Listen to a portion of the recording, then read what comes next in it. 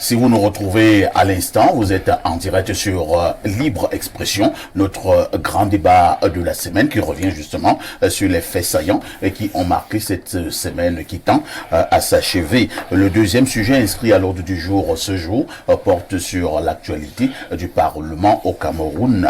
Il faut noter que le président de l'Assemblée nationale, Nyat Cavale Yege Djibril, a été réélu. Une fois de plus, il est au perchoir. Du côté du Sénat, pas grand-chose. Nyat Djifendi Marcel a également été réélu. Alors, je commence par Pierre Blériot Niemek. Nyat et Cavale reconduits donc, on dira sans surprise. Bien sûr, il ne fallait pas s'attendre à autre chose. C'est une logique. Vous savez, le fils du président, l'un des fils du président, Nyat, est maire, notamment à Banganté, dans le Ndé. Le président Cavale a beaucoup d'enfants, plus de 50 enfants, et des petits-fils, des arrière-petits-fils. Le président Nyat, je l'ai vu au sortir de l'hôpital avec sa jeune épouse. J'ai tout compris. Le président Vous avez compris quoi? J'ai compris la logique du président Paul Biya. Il ne veut pas prendre des risques avec des gens qu'il ne connaît pas. Il ne veut pas prendre des risques avec des gens qu'il ne connaît pas. Ils sont arrivés ensemble, ils vont repartir ensemble. Il n'est pas question de tenter d'innover. Parce que vous savez, les innovations peuvent être dangereuses. Une chose est sûre, quelqu'un comme Nyat ne peut plus imaginer un coup bas. Quand il tenterait même de l'imaginer, il n'aurait pas les ressources pour le structurer. Il reste donc là au Sénat à la faveur d'une désignation. Parce qu'il faut remarquer que de tous les sénateurs élus, le RDPC, le chef de l'État, ce qui est son président, n'a pas pu trouver un sénateur RDPC élu pour être à la tête du Sénat. C'est un sénateur nommé qu'on a mis à la tête du Sénat. Cavale gagne les élections, il est député là-bas depuis Malchuzalem. J'ai mené une petite enquête. Il y a des jeunes... Plus de 40 ans. Oui, il y a des jeunes très intelligents dans cette zone qui ont voulu faire de la politique. Le président Cavale en a effrayé un, je ne vais pas citer son nom pour ne pas lui ajouter des problèmes aux problèmes. Lui a dit, va à l'université, va là-bas à l'université, mais vraiment laisse-la faire de la politique, c'est pour moi. Et la raison c'était que si tu deviens député en me battant ici, parce qu'il allait battre le président Cavale, toi tu ne seras pas désigné président de l'Assemblée, nous allons perdre un poste important. C'est donc des postes qui ont été affectés à des groupes communautaires, et tribaux et ainsi de suite.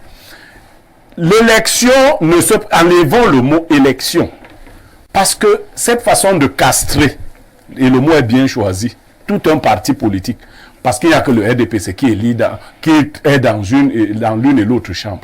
Mais cette façon d'enlever aux individus, le simple vouloir, il est interdit de vouloir au RDPC, vouloir. Vous allez dans une affaire, certainement tous les députés du RDPC, quand ils regardent Cavale, ils disent ce n'est pas possible. Sauf que la même observation peut être faite sur eux. C'est-à-dire que dans la plupart des cas, ils sont devenus députés RDPC par la seule volonté de celui qui peut faire ou défaire. Donc ils ne peuvent donc pas avoir été créés et en retour venir s'opposer à d'autres créations. C'est-à-dire qu'il y a un seul qui crée. Et c'est regrettable. M. Bindimé, un mot lui a échappé. Il disait à Soulé, prie donc pour moi pour que je sois nommé ministre. Il l'a dit, vous vous rappelez. On ne prie pas. Si vous êtes choisi par le Saint des Saints, vous devenez ministre. Et comment vous allez faire pour entrer dans l'amour? Parce que Biya aime seulement les anciennes personnes qu'il a vues depuis. Vous allez faire comment? C'est pour l'image du Cameroun quelque chose réellement de dégradant.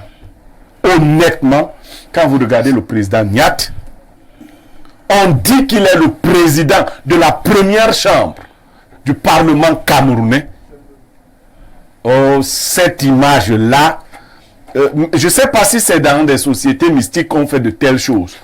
Parce que dans mon village, nous avons une association. Et les gens de plus de 60 ans ont commencé à nous dire, vous, prenez la direction de ce mouvement. Je crois que j'ai entendu ça aussi dans votre village. Mais comment imaginer que des gens qui ont la grâce de dépasser l'âge de vie que Dieu a prévu, 70, 80 pour les plus robustes, eux, ils sont tous au-delà de 80, on leur confie les destinées à l'Assemblée nationale. Est-ce qu'honnêtement, le président Kavaï peut lire un document de 15 pages? Il ne peut pas. Si on dit non, on le soumet là maintenant. Vous n'avez pas essayé, donc... non. Vous avez vu ces gens marcher? Oui. Nous marchons donc au rythme de leur démarche. Chacun marche à sa manière. Oui, nous marchons. Le Cameroun va donc marcher comme ces gens marchent. C'est quand même pour nous une insulte insupportable. Même nous supportons cela parce que nous n'avons pas d'autre chose. Soule Honoyolo, Pierre Blériot insiste sur un aspect des choses, l'image du pays. Lorsque nous voyons maintenant ces deux hautes personnalités qui sont à la tête de ces grandes institutions depuis plusieurs années, notre problématique de ce jour est suffisamment claire. Niat et Kavaï réélus malgré leur état de santé préoccupant. Alors, nous nous disons que pour être à la tête des structures comme celle-là, il faut un minimum de présence, un minimum de santé. Alors, comment vous expliquez cela pour le cas du Cameroun? Vous savez, il y a comme une pénurie de langage quand vous dites que Niat et Kavaï ont été élus. Ils ont été nommés. Non, il y a eu une élection. S'il vous plaît. Je dis, c'est pour ça que je dis qu'en réalité, c'est une pénurie de langage. Vous avez un texte du président qui nomme Kavaï et qui nomme Niat. Le processus. M. Kouete est invité en tant que secrétaire général du comité central à rencontrer le président de la République et le président national. Et après, Kouete sort avec un décret? Il sort avec des enveloppes qui ont des noms des membres du bureau. Et puis, il convoque ces noms sont consignés sur un décret. Pourquoi, alors que je suis en train de monter, vous faites descendre? Vous savez, c'est une émission pour donner l'information. Non, je suis en train de vous dire que M. Kouete est sorti de la présidence avec des noms. N'est-ce pas? Avec j'ai envie de dire, d'une manière radicale, l'insistance à savoir qu'il faut laisser Niat là où il est, il faut laisser Kavaï là où il est. Et puis, la discipline du parti a bloqué la voie à tout débat. La preuve, les différentes réunions que le SG du comité central a convoquées, ça n'a pas duré le temps de... D'accord? Donc, si vous pensez qu'il faut que ça soit consigné dans un livre, ok, attendez le livre. Mais nous avons vu. En fait, monsieur Parfait, ce que je voudrais dire, c'est que le président, et là je suis d'accord avec Blériot, le président n'a pas de plan B.